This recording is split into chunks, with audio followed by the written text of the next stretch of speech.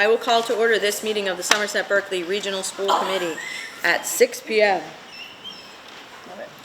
Due notice having been posted. Pursuant to the open meeting law, any person may make an audio or video recording of this public meeting or may transmit the meeting through any medium.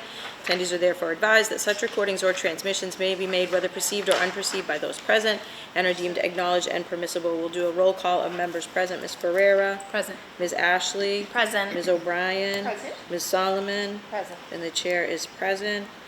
Also with us this evening are our Superintendent of Schools, Dr. Jeffrey Schoonover, our Chief Financial Officer, Ms. Raquel Pellerin, our Director of Curriculum, Ms. Elizabeth Haskell, our Principal, Dr. Susan Brelsford, and our Recording Secretary, Robin Vaccaro.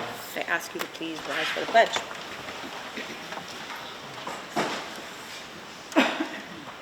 I pledge allegiance to the flag of the United States of America and to the republic for which it stands, one nation, under God, indivisible, with liberty and justice for all.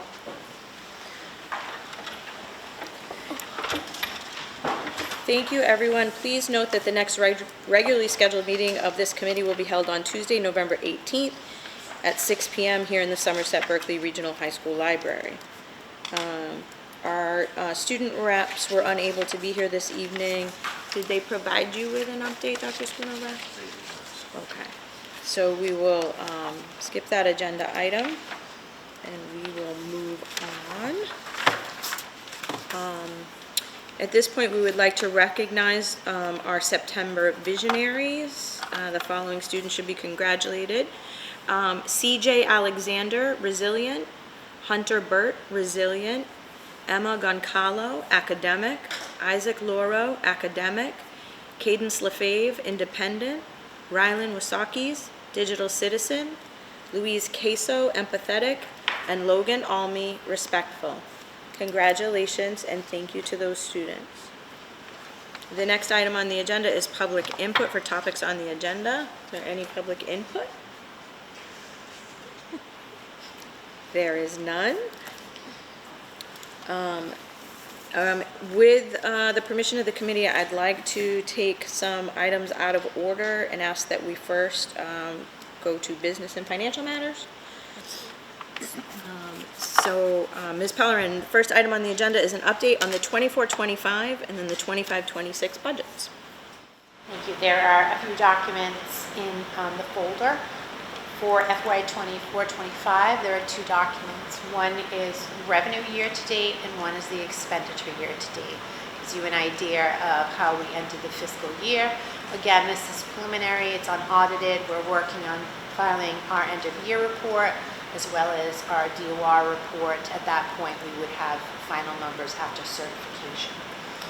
So combining the revenue and the expenditure, not so much budget, now we're dealing with actual. We are ending the fiscal year with all bills paid at a surplus of $128,380.79. That includes the prepayment of special education. We still have outstanding encumbrances of $45,000, and those are for prepaid tuitions that are in September that we have not received the bills for. But we do intend on paying that out of FY 25, so that brings our year-end balance to $82,637 to end the fiscal year. We have a little bit, we can talk about excess and deficiencies, but I'm going to move on to 25-26.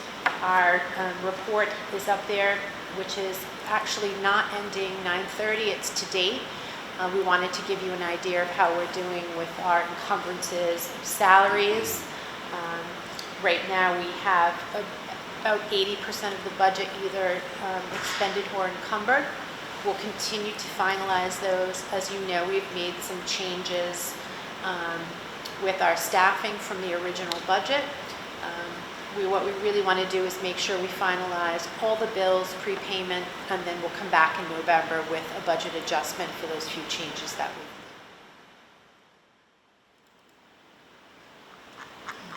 made. Does anyone have any questions? So bottom line, around 82,000 to the good is okay, great.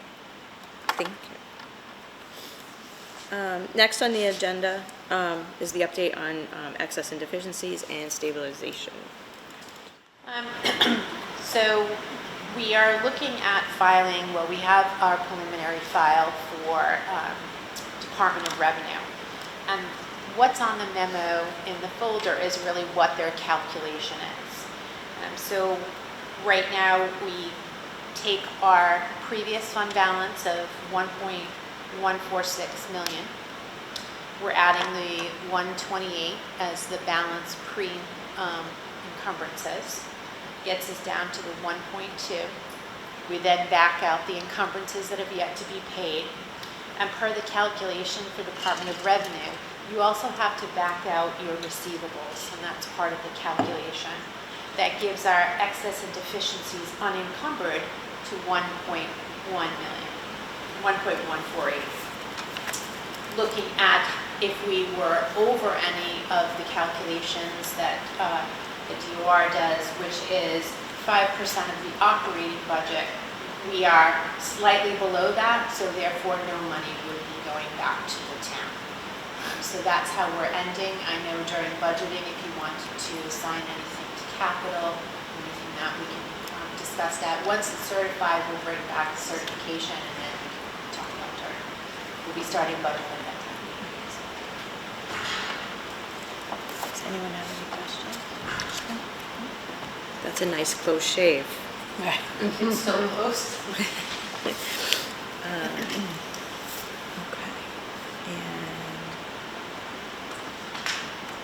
And is there anything on stabilization separate from the E&D, or that's? Once we get everything certified, we'll come back with that piece of it. I want to make sure that Dr. Schoonover and I did look at stabilization and how we're doing.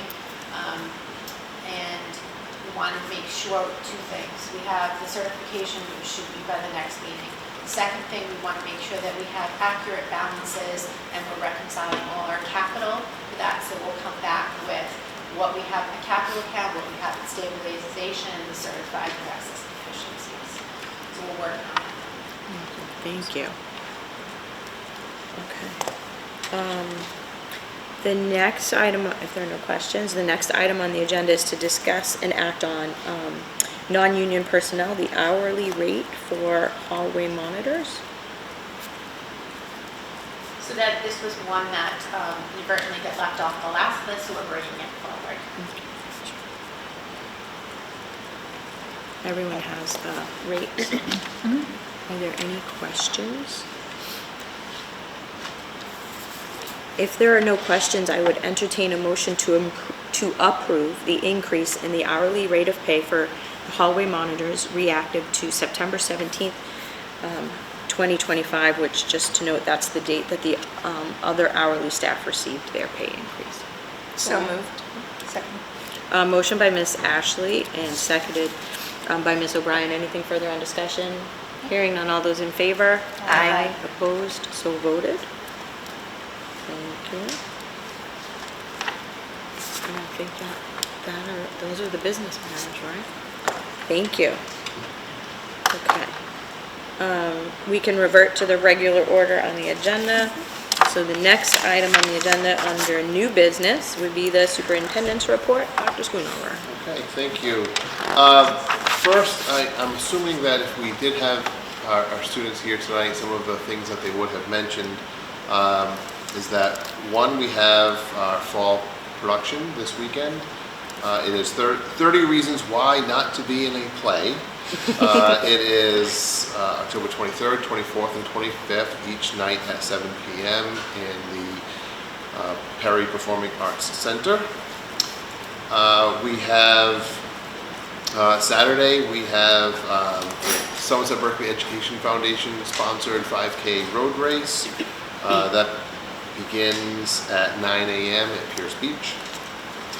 A couple of events that are coming up in early November, or the first half or so of November. We have a college fair on November 13th in the gymnasium from 5:30 to 7. That happens the week before our next school committee meeting. And the day after our next school committee meeting is the Somerset Berkeley Open House, which is November 19th. It starts at 5:30 p.m. in the Performing Arts Center.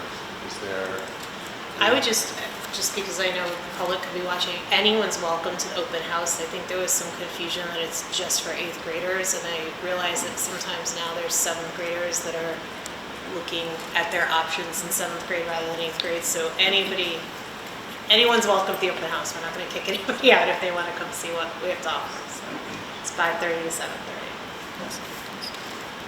Thank you. And the homecoming dance is November 21st. It's the most important piece of information to the student body. And that's also in the gym, right? That's in the gym. It's going to be kind of a sock hop, so we don't own the gym floor. No one wears their shoes anyway 5 minutes after they get into a dance, so it doesn't matter.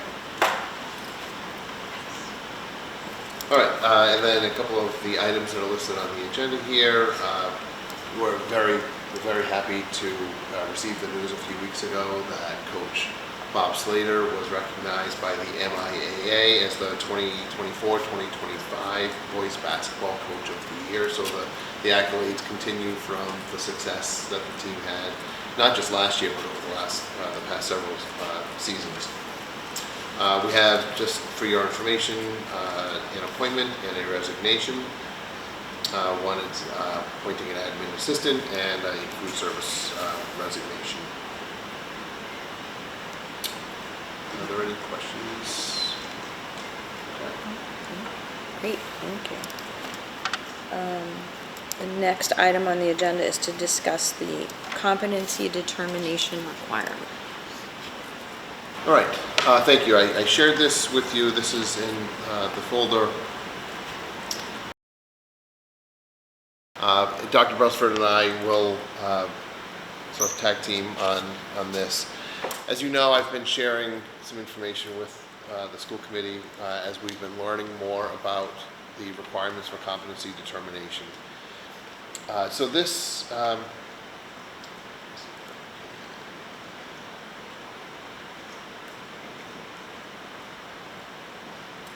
right, so this all started really from last November's election ballot vote, where MCAS was eliminated as a graduation requirement. When we're looking at this, we do have to account for there are a few different requirements for a student to earn their high school diploma. Competency determination is a requirement for graduation, but it's not what we would normally look at as graduation requirements in terms of 4 years of English and so on. The policy that you approved at last month's meeting. So MCAS has been the state's measure to determine competency determination up until last year.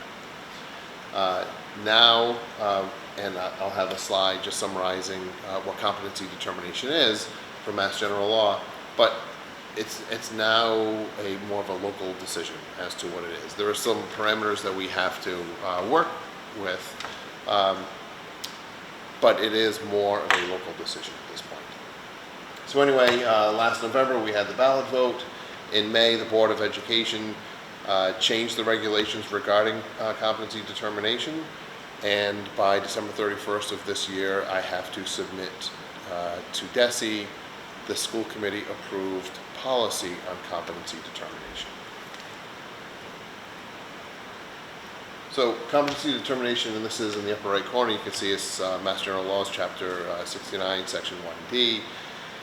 It essentially says that students have to demonstrate mastery in the subjects that had been tested by MCAS. So English 9 and 10, Algebra 1 and Geometry, A Science, or Technology Engineering. So for us it's been Intro to Physics, but within that the state is also allowing Chemistry and Biology. And then a new requirement beginning with the class of 27 is going to be U.S. History. So what this is saying is that not only do you have to pass the course, but you also have to demonstrate mastery. And we'll get into that. And satisfaction of the requirements is a condition of high school graduation, as I said. All right, so I have that coursework for CD requirements is different than the coursework for graduation. So for competency determination, it's 2 years of English. Obviously for graduation requirement, it's 4 years of English. For science, we require 3, but for competency determination, it's demonstrating mastery in 1 year of biology, physics, chemistry, or tech engineering. In mathematics, as I said, it's really demonstrating mastery through geometry, and it's 1 year of U.S. history beginning with the class of 27, which is our current junior class. So what the state has done is they've said that we have to demonstrate mastery in one of 3 different ways, and really for the middle one here, really 2 options. So final course assessments are one, end of course exams. Either a capstone or a portfolio is another pathway, or some other equivalent measure as determined by the local district. So this is something that we've really been, Dr. Brailsford and I have been discussing quite a bit. I've been talking with other superintendents, Dr. Brailsford has been talking with other principals, just trying to figure out how most districts are going with this, and it seems like most are going down the path of final course assessments, and I'll get into the reason why in a second. So when we started looking at this, and I should pause for a second, I do want to thank and acknowledge all of the work that Dr. Brailsford has done just in the last, it's probably been 3 or 4 weeks, right? This has been probably the number one thing on her plate, and not just Dr. Brailsford, but the assistant principals and the content coordinators. They've been working, meeting at least weekly. They've invited me to all or most of those meetings along the way, and they've put in a lot of work, a lot of really deep thought into trying to create a system that works best for not just our current students, but our future students. But along the way, some of the things that some of the challenges that we're facing and questions that we had, that doesn't make this a really easy decision to make. One is, if we just keep the class of 26, the current seniors in mind, if we go down the path of end of course exams, we're now looking at students who potentially did not pass exams as far back as 8th grade, because Algebra 1, middle school Algebra 1 is the only exception to this, that it's a course that doesn't have to be taken in high school, but we can look at that. So now looking at students coming out of Berkeley Middle, Somerset Middle, or probably a dozen other middle schools where kids come in either from school choice or transfers or whatever. So we're trying to get final exams from possibly 4 years ago and determining, do the middle schools still have access to what the actual scores were, and did those final exams actually match up with our Algebra 1 final exam? And then Dr. Brailsford and I and Mrs. Ferrara, we did talk about this with the Student Advisory Committee earlier last month, and we heard from them that something that probably wasn't much of a surprise, a lot of students did not take final exams very seriously. When they were taking final exams, they were not thinking, oh, this could potentially be a graduation requirement. So there was a little bit of shock from them when we were describing what the potential options are. So anyway, just addressing all of that, so that now we're going back and saying, okay, seniors, you should have taken that test 3 years ago a little bit more seriously. As I said, middle school alignment, we know that some of our students, probably about, I would say less than half, but maybe 50 to 75 students every year, perhaps a third or so of our freshman class are successfully took Algebra 1 in middle school. But then again, as I said, what was their achievement on the final exams? Did they demonstrate the mastery, and do we have proof of that at this point? I alluded to transfer students just coming in, and transcripts say one thing, but finding out whether or not someone demonstrated mastery in the class that they passed. So the transcripts say if they passed it, it doesn't say how well they did on an end of course exam, if they even took an end of course exam. And we discussed right out of the gate portfolios, but then just like with all this other stuff, if there is a senior right now and we're trying to demonstrate if they mastered, say, the English 10 content, we don't have a record necessarily of what they did. They weren't collecting their work and reflecting on their work and being able to demonstrate at this point what a portfolio would really be. So looking at some of those things, and even capstone projects, which we haven't really considered. We have capstone within the building, but not as a competency determination. To do that retroactively would be near impossible. So those were some of the challenges that we had. And are there any that I'm missing that we also kind of struggled with along the way? These are the four major ones. So after a lot of work and thought, what we've really landed on as a proposal at this point is really this tiered approach where for grades 9 and 10, we're looking at a combination of final exams and MCAS. Local school districts still can use MCAS as a requirement. It doesn't have to be, but we can use it as an alternate measure. And when we look at our MCAS scores, whatever the scores were, we still have about 85% or so of our students, if not more, who are achieving the partially, the upper threshold of partially meets, and exceeds. So we already have a high percentage of students who qualify into, through that lens. But we also heard the voters, and we don't want to make that the primary measure. But it does help a lot of students at this point get them to their high school diploma. So really this first tier that Dr. Brailsford will walk us through, you'll see it involves a combination of the final exams that they took in grades 9 and 10, as well as MCAS. If students, after those first few measures, if they haven't demonstrated mastery, then we look at end of course exams in grades 11 and 12. Because even though MCAS is it's a measure up through grades 9 and 10, if a student can demonstrate mastery in grade 11, then clearly we can say that they've mastered something in the previous grade.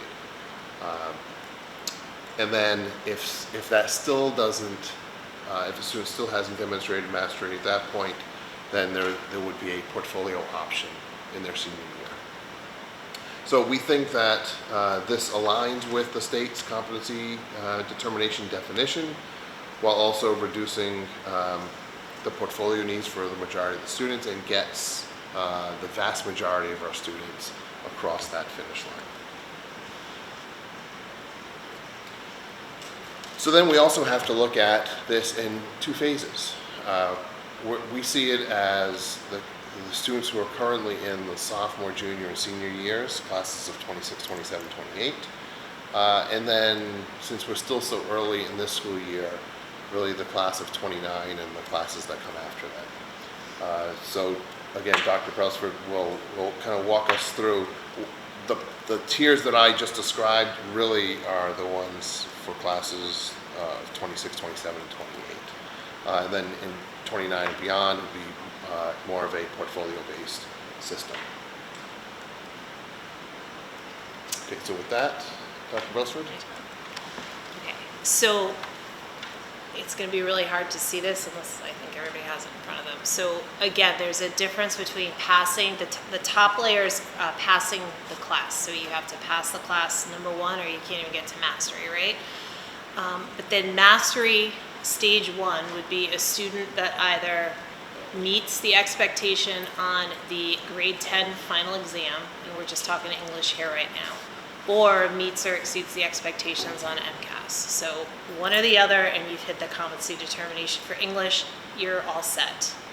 If that didn't happen, then you move to stage 2, where you'd be required to pass the grade 11 final exam.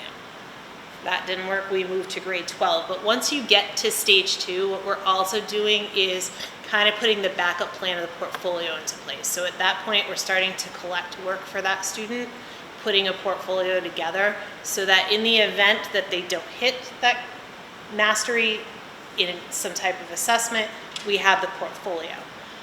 We are also seeing that because if you look at the passing score for MCAS, it's about 57% of the material on an MCAS exam. We're saying that our threshold for passing a final exam, we would move down to a 60 for a competency determination only. We're still going to hold to the 6% of the grade. The grade for the class will still be a 65 is a D, a 64 is an F. That's still our threshold. But in terms of competency determination, it would be a 60. And I think that's really probably the hardest thing, I think, for people, if you're not diving deep into this, to understand is there's a distinct difference now between graduation requirements, the credits that they need, and now this is kind of the competency determination instead of the MCAS. It's kind of a third bucket of things that you have to do in order to hit the diploma. Are there any questions right now? Because if you understand the English plan, you'll have a better shot of understanding the rest of them. So kind of stop there. We're good so far. Okay. So then for mathematics, we go back to, the math is different because there's the two courses. There's Algebra 1 as an expectation and geometry. So you mash them together on the MCAS, you pass the MCAS, you're good to go. If not, then you have to wait until the end of that student's sophomore year because you have to pass Algebra 1, great, we passed the final exam for that in whatever capacity. But we have to wait for sophomore year where they pass geometry. Or they've passed the Algebra 1 final exam in Somerset Middle School or Berkeley Middle School because we can control, quote unquote, those two. I can tell you that even though, the superintendent of Berkeley is not here tonight, I can assure you that they are taking our final exam as 8th graders over in Berkeley. We know that. We know that our Somerset Middle School students are taking our final exam. So we just need to now get that data. We can use that data. And that's competency determination for math. If not, then they would go to something went wrong with Algebra 1, Geometry and Algebra 2. Those two finals would be equivalent as well because if you pass the Algebra 2 final, you can say that you've achieved mastery in Algebra 1. And then again, we would still be collecting the work for the portfolio in the event that the final exam doesn't work. So that would be math. Science is really, really tiny. Get your reading glasses out for that. And that's because there's lots of different pathways here for mastery. Now again, we have to go back to remember we have our graduation requirements. You have to hit the 3 years of science, but we also have a lot of other courses in science that could hit the mastery final exam plans. So we have the Project Lead the Way classes. When they get to be seniors, we have various electives that we don't offer every single year because students don't opt to take them, but should we offer them? For example, we're offering an oceanography class. We offer environmental science. If a student were to take that their senior year and they still needed to pass the competency determination, they could use that final exam information or that portfolio data to hit mastery. And I think it's also important where we're talking about the MCAS and the idea that we do want to listen to voters and the fact that MCAS shouldn't be the be-all end-all is in every single plan, we will have the final exam data before we have MCAS data. So with science, students take the MCAS freshman year. We would never get those results until, we never would get the results until sophomore year. They've already taken the final. So the hope would be freshman year, they pass the mid-year and the final, I should say, in the case of science, because science doesn't do a cumulative final exam. They do a January mid-year and a June final exam. So that would be an average of those two grades, and it says that in there. Would have to be a 60 in order to pass, but they pass that course exam and they're good to go. The MCAS would then kind of be the backup if we didn't do that. Same thing with sophomore year. The sophomore final exams, even in the case of math, would hit first, and hopefully that would hit the competency determination. But if not, then we have the backup plan of the MCAS and then the third backup plan of the portfolio. And in social studies, which is kind of the newbie to the group here because we didn't have to assess this before, we don't have to worry about the current seniors with that, but we do have to worry about class of 2027 and beyond. The state is saying you only have to pass one U.S. history course, not a compilation. So US 1, freshman year, they pass that final exam and mid-year, because this is another one where they split it, get that average score of a 60, they're good to go. If not, then you move to US 2, which is our sophomore year class. If not, then we would move to the required civics class, which has a portfolio project at the end that I know you're all familiar with. That would be stage 3 if 1 and 2 didn't work out. And then again, we'd be kind of collecting the portfolio of data from their civics projects in order to hit mastery if stage 3 wasn't met. So that is the competency determination plan, and I know Dr. Schoonover said if you go back to the two-phase strategy, the class of 26 through 28, our proposal would be that would be it. They would be expected to hold to this competency determination. We would kind of put that together in some type of digital portfolio so that all the data is in the same place. Because this is kind of a bear when you're sitting down and trying to collect this all. I do not believe anything in Aspen would do this to any kind of capability that we have right now. Maybe in the future we can create something. But then the class of 2029, which are our current freshmen, they will be sophomores next year and beyond. So the freshmen that come in, what I'm proposing right now is that we create a digital portfolio, and that there would be 3 pieces to it. So the first part would kind of be the MyCap, or the kind of a who am I page that we would start each year off with, having the student really look at themselves. What are their goals? What are their plans? Where are they going? And if we started that each year, think of a freshman, you come in from middle school, who am I freshman year? Then we start sophomore year the exact same way. Okay, how have I changed over the course of the year? And we keep going with that. So that would kind of be like page 1, if you will, of the digital portfolio. Part 2 would be this exact plan, having the students put together their competency determination. As they hit the marks, those go into their portfolio. So, fingers crossed they pass all their final exams freshman year. That data gets uploaded into this digital portfolio, and we start building that competency determination piece. And then part 3 would be assessing, which we're trying to come up with a plan anyway on how to do, assessing our vision of the graduate, assessing our rater. And I'm sure you're all aware the Department of Education is also coming down with an expectation for the statewide level that we are all going to be held to a standard vision of the graduate. It's unclear at this point how that's going to work, if we're going to be allowed to keep our rater or go to theirs, or if there's going to be a kind of a decision in the middle somewhere.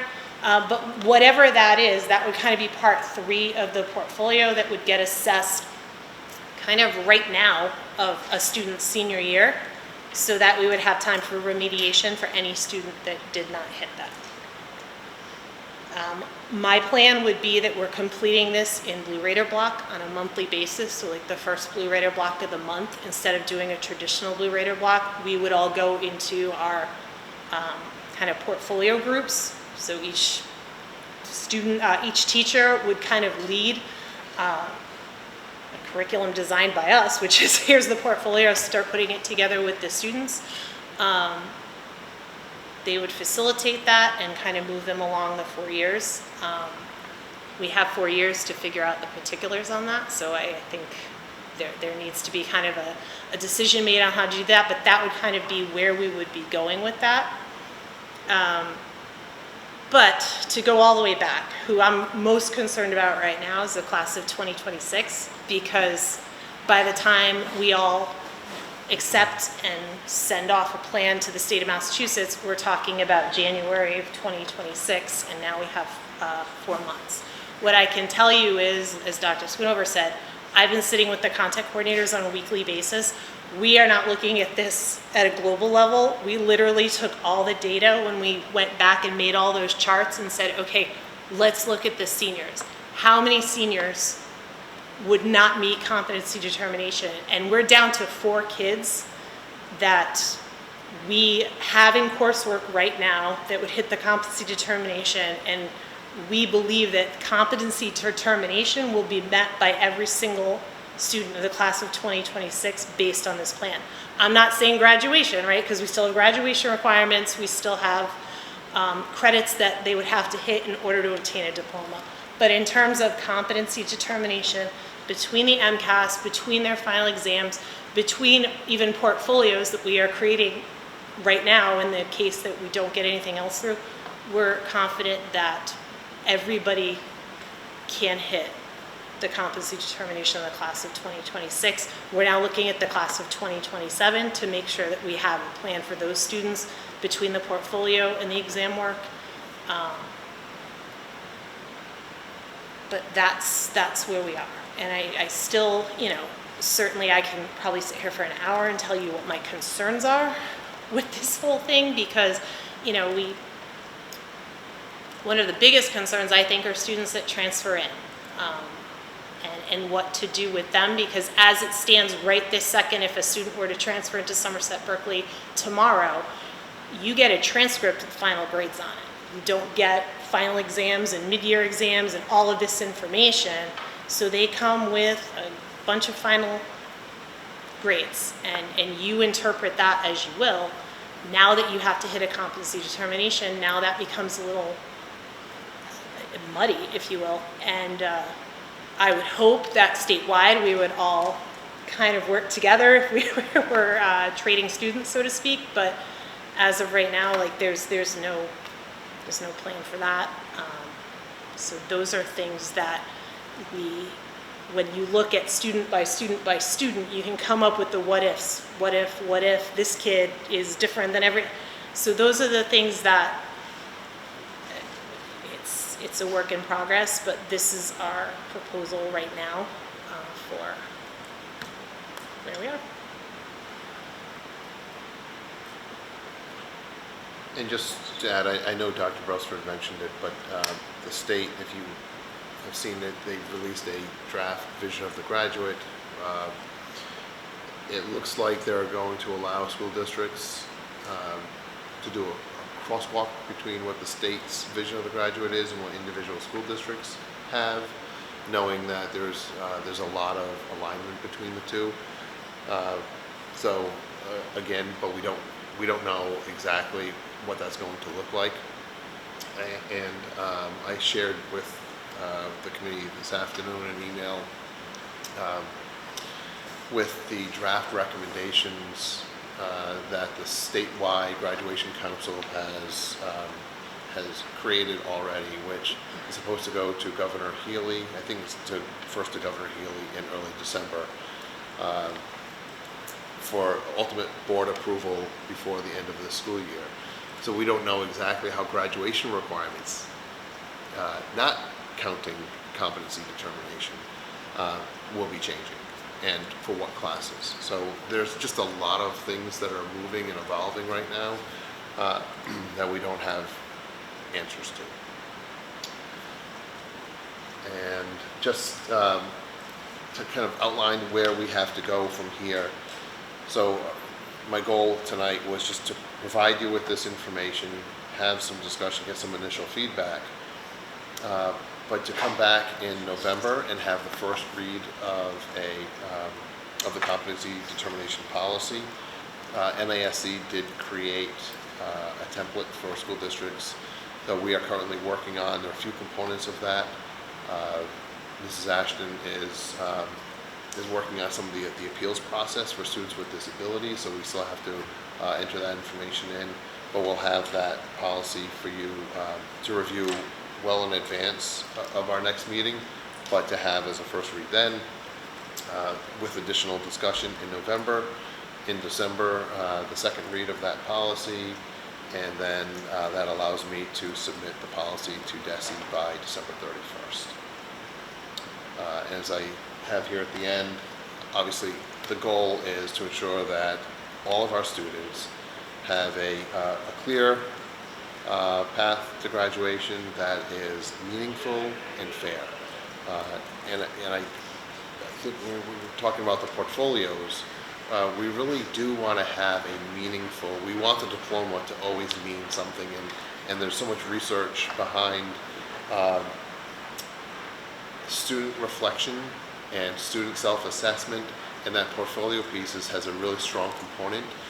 So embedding that in, we think, really puts a lot of weight into what the students, just a demonstration of what they've learned, what they've mastered. Any questions? I do. There'll be some place, I know you said it doesn't exist now, but you're going to look for some type of Aspen solution that parents can track that their students are hitting these milestones. That's the plan. Or the portfolio that we're going to create will be kind of a template that everyone will be able to see, that you're kind of putting the information in, Sure. so that it kind of looks like a transcript, so to speak, at least the competency determination part, so that you can kind of track your progress as well. Any other questions? I'm a little overwhelmed. I share your concerns about how to navigate this. I'm sure that we will all get through this. I'm very grateful that you've looked at individual student data for the upcoming, class of 2026 to really address their needs first. It's unfortunate that, we're doing this backwards, and I think there probably are a lot of students who would have benefited from the portfolio option right from the start. Just having been an educator, I just know that not all students are awesome test takers, because a lot of students get nervous and then they panic, and then it's not that they don't know the content, and we don't want to be, putting students through unnecessary stress related to that sort of thing if there's an alternative. But I like, that you're looking toward the future classes, sort of bolstering up that option perhaps in the future. I think that would be great for our students. I like that you're using MCAS as like a backup plan, a little life raft for students if things don't go according to plan, for those final exams, but they pass the MCAS test. I think that is a good solution, and I think that it does acknowledge, the wishes of the voters last fall, but also utilizes it as an option if it's going to support a student, meeting the requirements. So that's my feedback at this time. Anyone else? Yeah, I love this. I think it's great that there's options for the kids, because I know that was one of the things when we were talking, we were talking about this. When we talked with the kids, it was before this was all kind of ironed out. So one of the options we were saying was if they had to pass all their finals, and you can see the color drain out of some of their faces, because they're like, well, if we're getting rid of MCAS, now you're telling me now I have to just pass final. You kind of like giving them back a test that they have to pass, which kind of defeats the purpose of what the voters were getting rid of the MCAS, so they didn't have to just pass a test. So I like that there's options, so if they're passing MCAS, they're all set. If not, then, they're finals, and if not, there's another option, so. Because that was one of the concerns, just what Ms. Ashley said, not all kids are great test takers. Doesn't mean that they're not good at the work, it's just sometimes they don't do very well on a test. So. And I think the data is really important too, because at least with the younger students, they're at least in it right now. So we can say to them, listen, your mid-years and your finals are really important. When you get to the juniors and seniors, I personally struggle with looking at a student and saying, oh, something you did 3 years ago or 2 years ago, however you felt about that mid-year or final, whatever you did, now it matters. That's tough, because what can we do at this point? There's nothing you can do. But looking at the data between the MCAS and the finals and mid-years, and the ability to move freshman, sophomore, junior year, and the portfolio is the final, we believe that every student will will be okay. There'll be a plan for everybody to get there. And it won't be heavy lifting on the student. It won't be another thing for the students. It will be manageable for a junior or senior without additional stress. Freshmen and sophomores, there'll be a little more self-assessment and there'll be a little more responsibility because at least they're in real time. But for the juniors and seniors, the data looks good.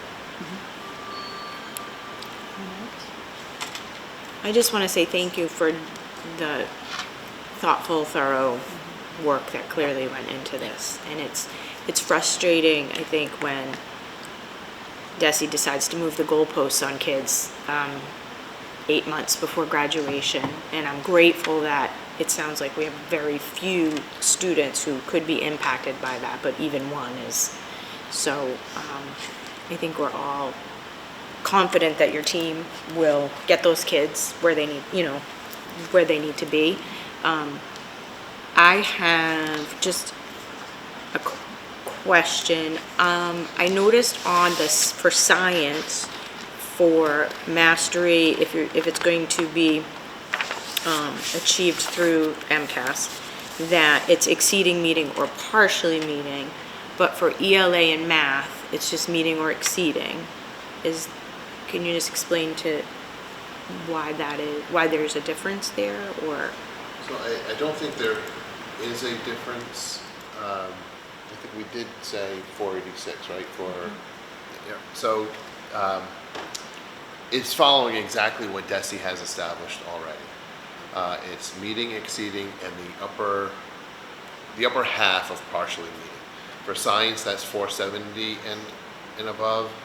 For math and ELA, that's 486 and above. Meeting starts at a scale score of 500, but anything between 486 and 499, which was the upper 50% of the partially meeting category, did allow them to demonstrate that mastery. So we are sticking with. So for The- ELA and math, It follows the same. We were following what the MCAS was allowing for graduation, so we can change that wording so that it's all equitable wording, but we're following what, if a student had passed the MCAS and been able to graduate, that's what we're following. I want to say I share your concerns. I think too about transfer students who are coming in from a private school where MCAS isn't a thing. Or out of state. Or out of state, or a school that maybe doesn't do final exams, which a lot of schools are getting away from, right? And might have some other end of course measure that isn't easily transferred onto, right, with their records or transcripts. So I think those are really legitimate concerns, and that might not be a high number of students, but that's a real worry, and I would hope that DESE. Students who haven't taken MCAS though, if they're coming from out of state, they're allowed to sit for the exam once, regardless of where it is, so they would have that backup plan opportunity. But there's a concern, and I mean, we're talking about all kinds of students right now. It's a small number, but it's more than you think that have transferred in. Even senior year, I think we've had 5 or 6 students transferring senior year this year to Somerset Berkeley. So to your point, there are final exams. There are no final exams. And that usually doesn't come on a transcript. So. And if they were to transfer into SB as a senior with, let's say, no MCAS data, whatever, they came from somewhere else, and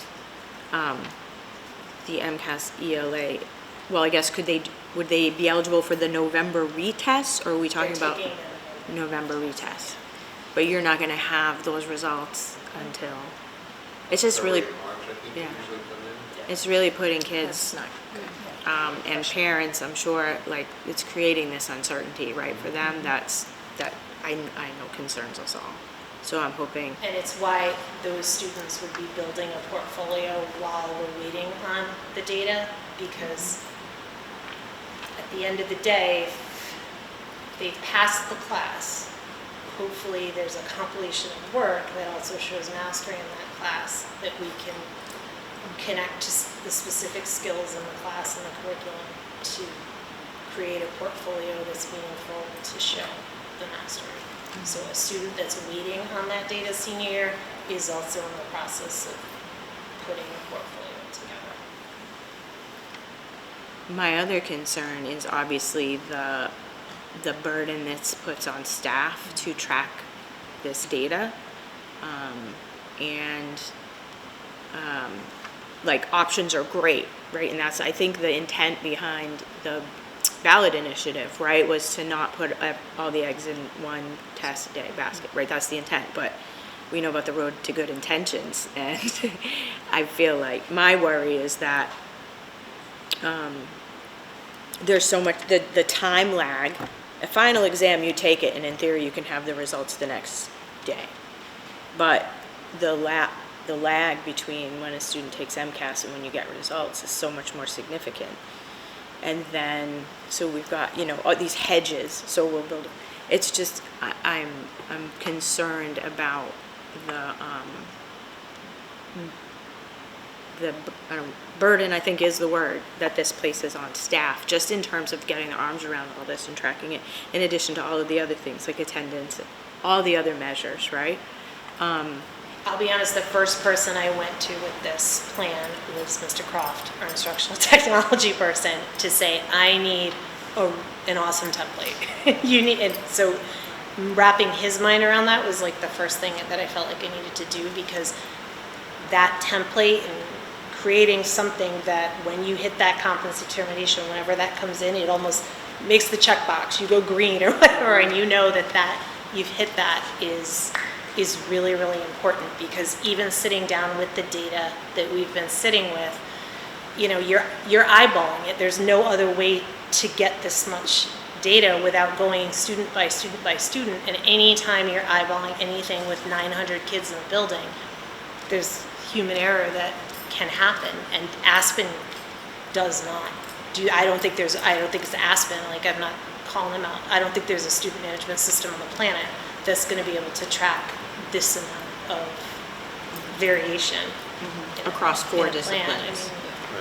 And multiple grades. Yeah, it's I definitely would recommend reaching out to them, though, to see if they can do a custom build of what you design, because I think that Ms. Ferrera's point of parents having access to the information in the family portal is critical in supporting students, to meet these requirements and work towards these requirements.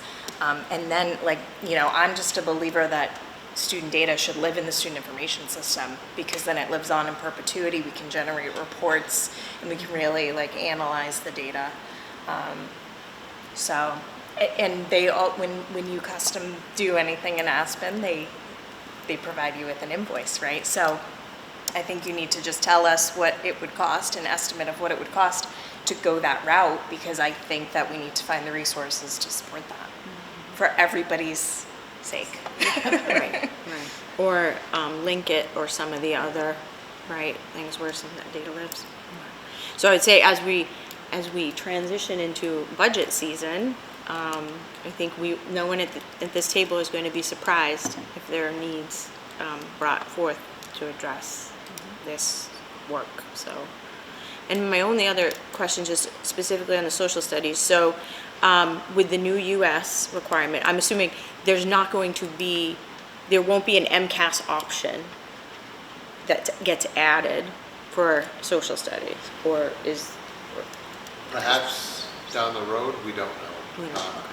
We just had the civics test in 8th grade added this past year, so I don't know what the future holds for US history.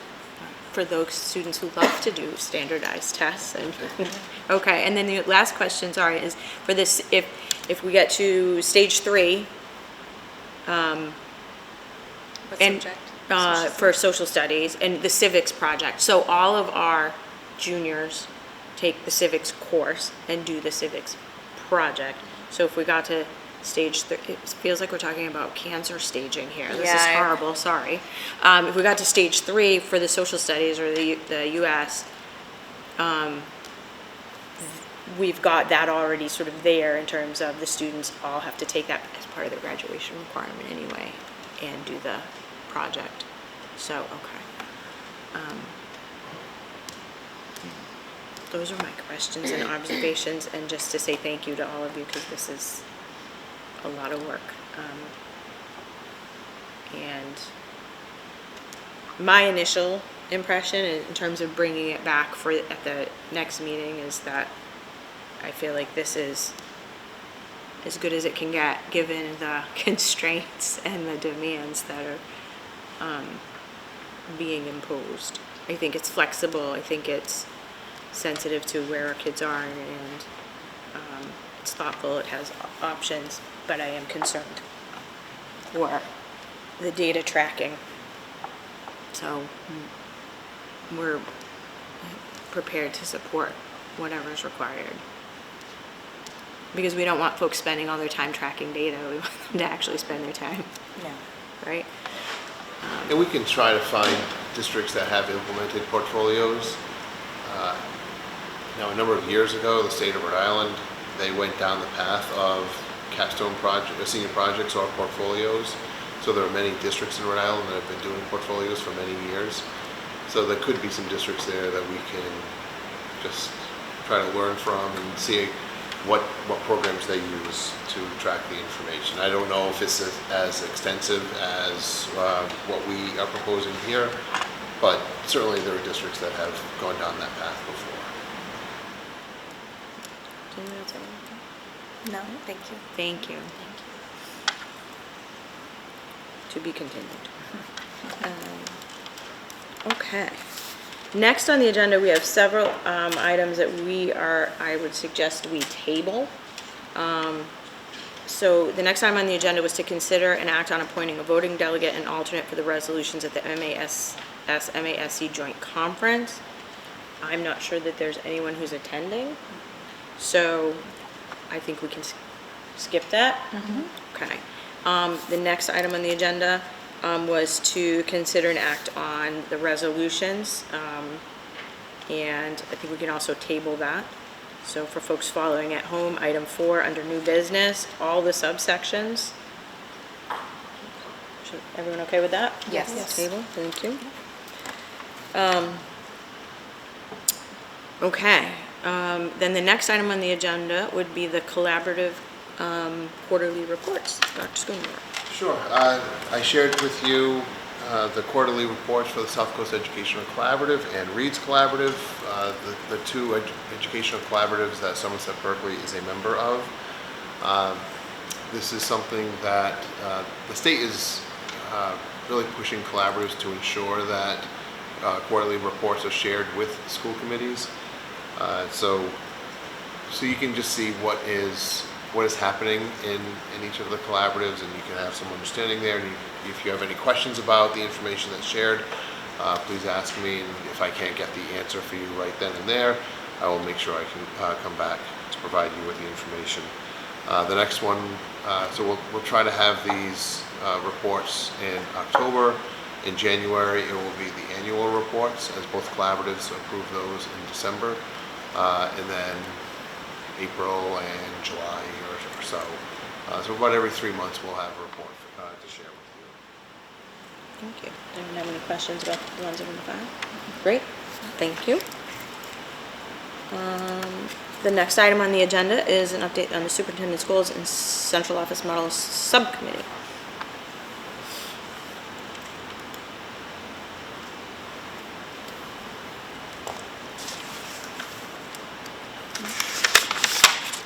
Do you want me to? Sure. Okay, sure. So actually, the subcommittee met today at 5 o'clock with Dr. Schoonover.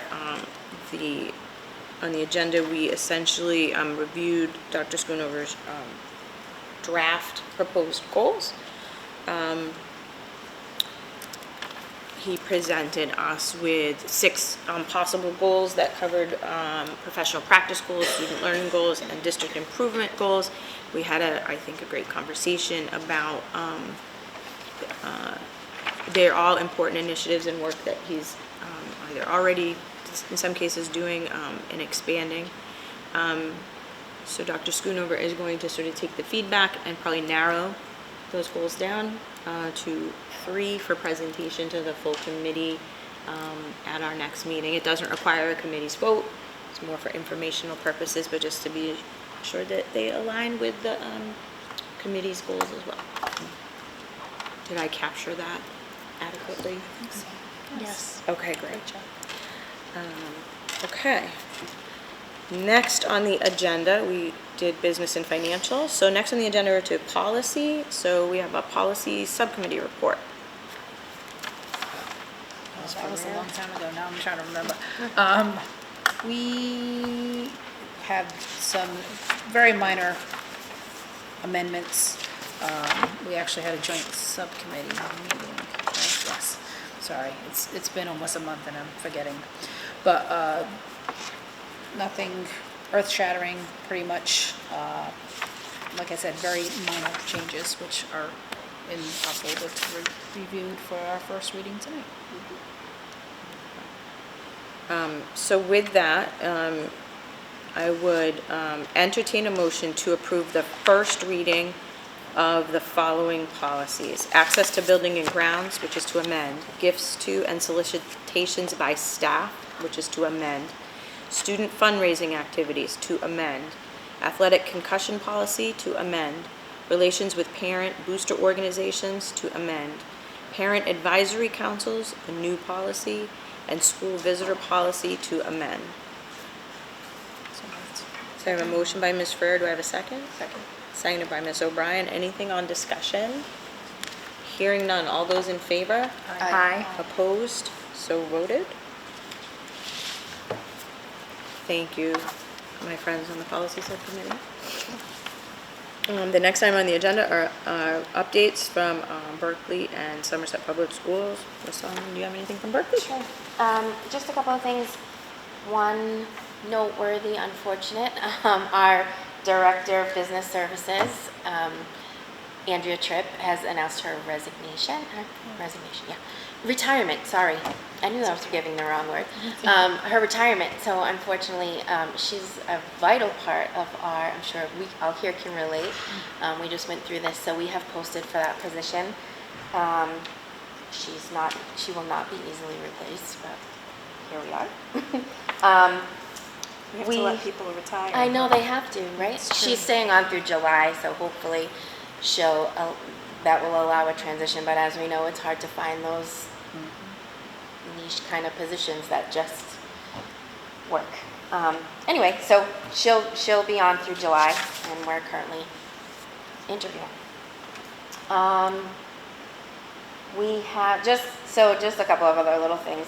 We have an election this weekend in Berkeley for a new selectman. We've currently been working with two after one, Mr. Freitas resigned.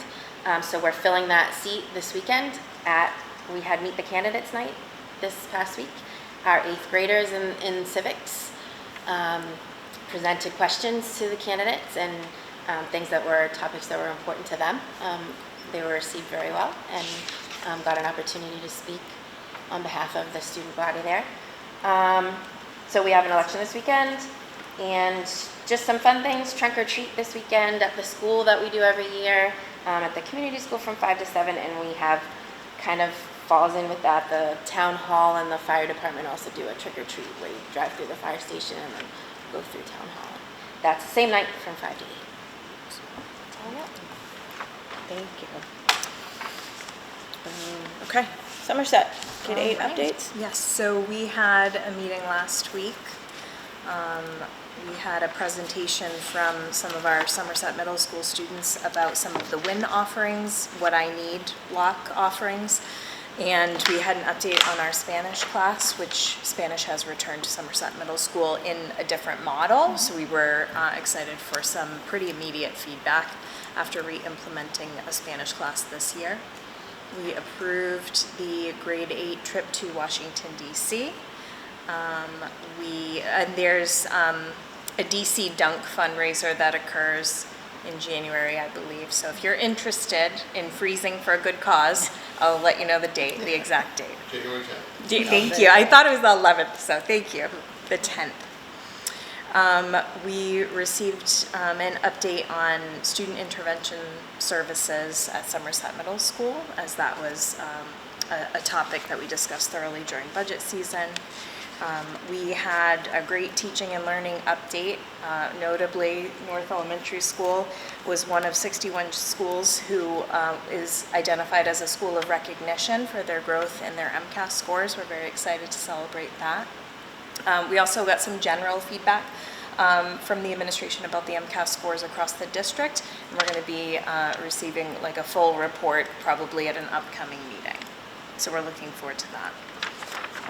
We also discussed some articles for special town meeting, including MSBA funding approval for the North Elementary window project, which is time sensitive, which is why we would be going to a special town meeting. We talked about traffic signals for purchasing, traffic signals for outside, the streets outside of our schools as well. And we talked about just some prior year invoices from a specific vendor that would have to be dealt with at the next town meeting. We talked about possible plans for our upcoming retreat, which the date has to be determined, but we've sort of locked in that we're going to use that retreat to develop protocols through the guidance of the MASC, so that way we can more effectively, efficiently run our meetings and have an understanding about the expectations from all parties. We had our financial and business updates. I provided an update on the redistricting subcommittee, and the update is that we have currently selected a redistricting model for the elementary level to explore for further research. We are not saying that this is what we are going to be recommending to the full committee. We're just deciding this is the model we're going to research and compare to our current neighborhood schools. And because we can't research every possible model, there's not even enough time to research one model, never mind, right, all of them. And we also had an update on the Somerset Middle School Building Committee, as we are still continuing that project. It goes on long beyond when the school actually opens, so. And I think that was pretty much it. Thank you. Next on the agenda, topics not anticipated by the chair. I have nothing. Does anyone have anything? Great. Action items for future meetings. Anything in addition to what we've discussed? Would you like a MCAS AP presentation as we've done in the past? I know we haven't really. I gave you a high-level overview of AP at the end of the summer, but I know that's typically a November-ish item. I'm not sure what your thoughts are for that. It's usually paired with the school building committee. Yeah.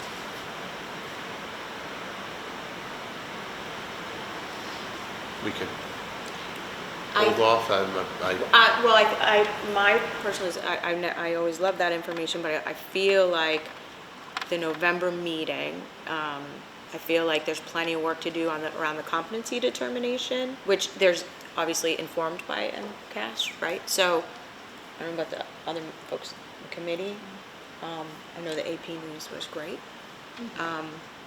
So, we can punt on that for a little bit, I think, unless you're really dying for us to put it on the agenda for November.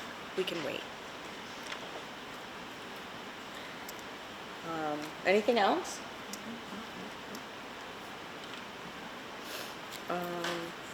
Next item on the agenda is to consider approval of open session minutes for September 16th, 2025, which you have in your packet.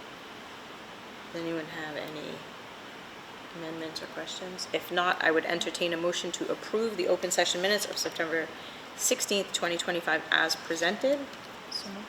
Second. Motion by Ms. Ferrer and seconded by Ms. O'Brien. Is there anything further on discussion? Hearing none, all those in favor? Aye. Opposed? So voted. We did move public input to the beginning of the agenda, but I'm happy to open it up again if there is any. No? Okay.